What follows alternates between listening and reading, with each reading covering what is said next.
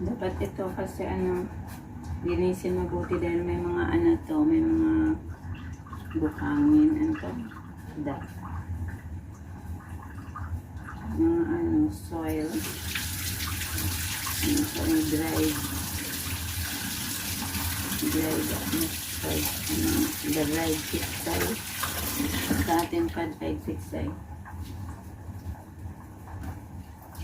Kailangan ito ibabad sa tubig muna ng matagal para ma-open mo yung ano niya, yung leaves.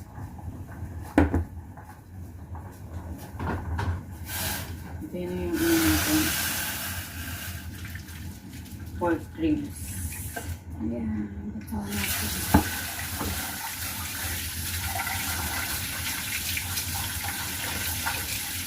Ayan ito yung ingredients natin. Maganda na ito.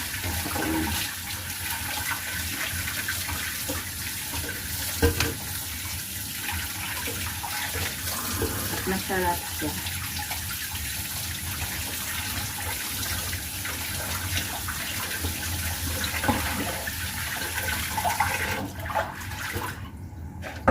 Set aside kasi pakuluin muna natin yun ng tubig na to bago ilagay yung mga ingredients.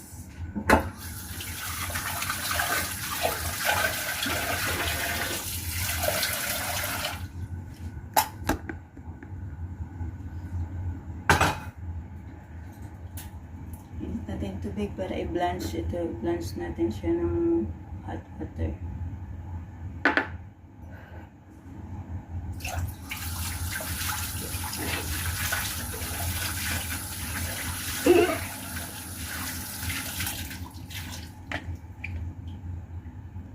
At ito yung dried orange skin na binaba din sa tubig para lumambot, para matanggal yung ano nito.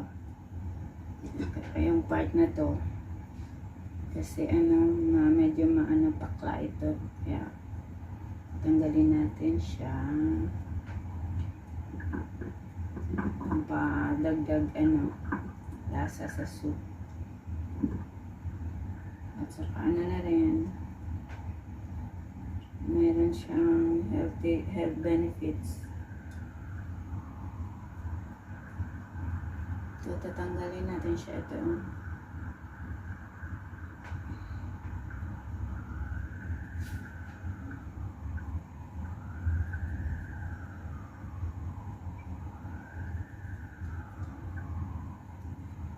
Ayan, magandaan para maganda.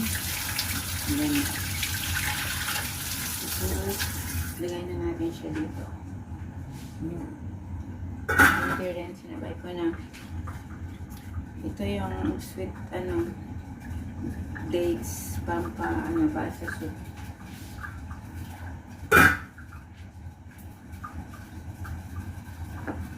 Kumulo na yung tubig natin, i-blanch natin dito sa ating small oyster, dried oyster.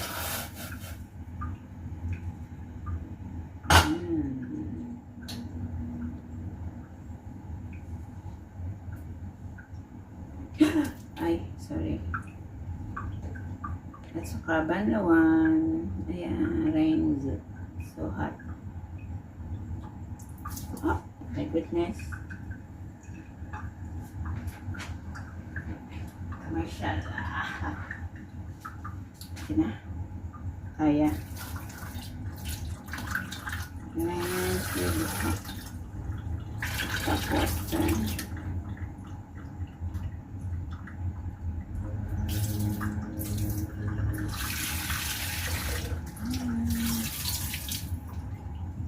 together na with the pork ribs. Kasi sabay na natin siya ilagay mamaya pag nakulo yung tubig. So patuloy natin to siya linisin. Kailangan ito isa-isahin talaga. Kasi nga kinakain din nila to sa soup. Ang mga soup ingredients. Tapos we boil this soup for about 2 to 3 hours. Kaya maaga ko i-start siya. Ngayon 9 o'clock na. Patayin ko siya 11. Mamaya ko na naman siya reheat 1 hour before dinner. So, ganyan talaga siya isa-isahin. Kasi nga may merong mga buha-buhangin. Alaman natin yung bed fry, diba? Tapos, pag na-rest, nilalagay lang sa lupa. Ayun. Kapag dry siya, ayan, siya.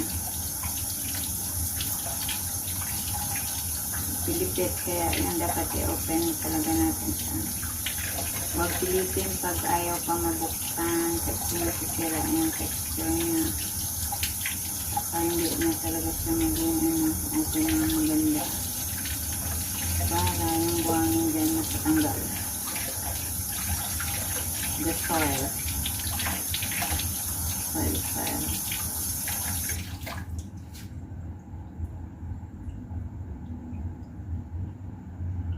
Kailangan kasi ito babad ng for 1 hour. Bago siya maging mabilis, maging maganda, ibilis maging open. Mai-open.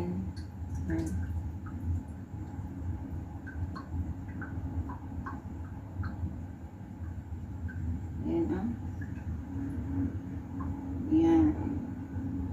Kailangan talaga maging open ka. Ayan.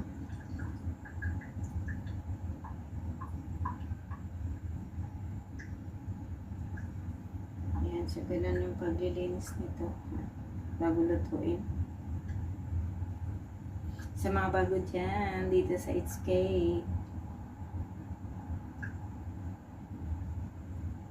kasi may ibang amo na masalan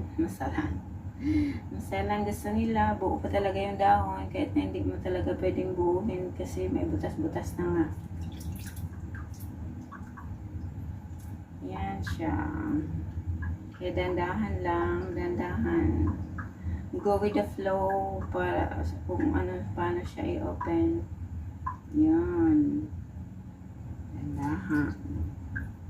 Tapos kinat na ito meron siyang mga ugat-ugat. Mga roots. So, ikat mo yan kasi matigas. Okay. Kulo na yung ating tubig doon. Kaya ilagay na natin siya. Mga ingredients, huli na lang yan kasi hindi pa tapos. Ito siya. Kulong-kulo na yung ating water. Yan ang water natin na kulo. Ayan siya. So, ilagay na natin sabay.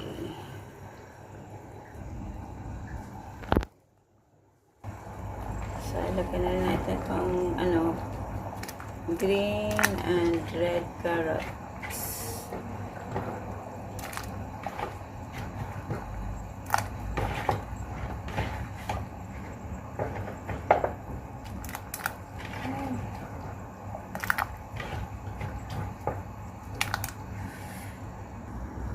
Makulo siya, ilagay na natin to yung mga ingredients na iba.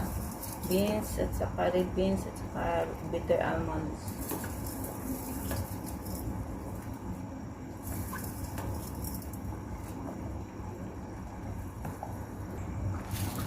So ayan na siya. Patukan na natin at pakuluin. So 2 hours. Here's, lagay na rin natin ang dried pechay. Ito, malinis na mabuti. Ayan, ilagay na natin sa kulong water. Ayan. Ayan na siya. So, yan na guys. Yan ang mixed ingredients ng soup natin today. So, takpan na natin at pakuluin ng 2 hours. Tapos pala, pag kumulo na siya ng ganon, hinaan na natin siya hanggang mag 2 hours. Hinaan natin.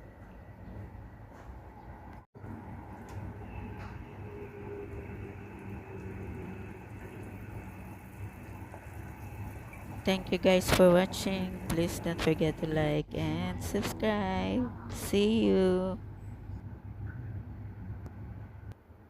Now our soup is ready to serve. Enjoy.